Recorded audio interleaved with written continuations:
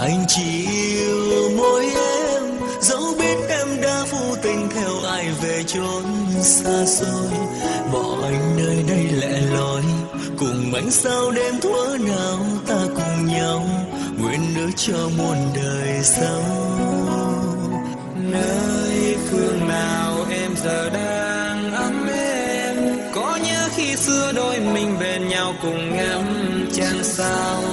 Giờ đây anh mong ngàn sao sẽ đưa em yêu thuở nào quay về bên anh như lúc ta có nhau. Dù anh đã biết ước muốn cũng chỉ là ước muốn thế thôi, có lẽ từ đây em sẽ đi không trở về.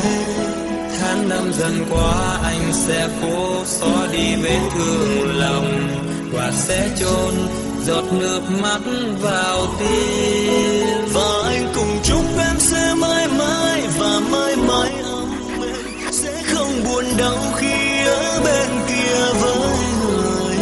Dẫu cho ngày mai đây ra sao, anh cũng xin chúc cho người được hạnh phúc bên người em yêu.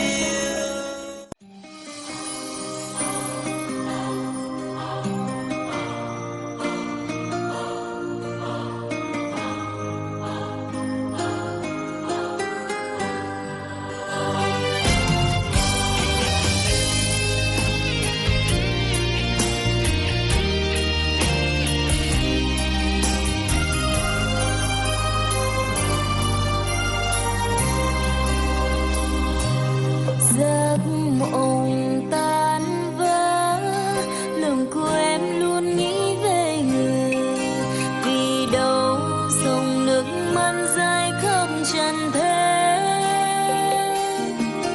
Tình duyên không tròn, làm đêm đêm thức trong giấc mộng. Yêu em thật tâm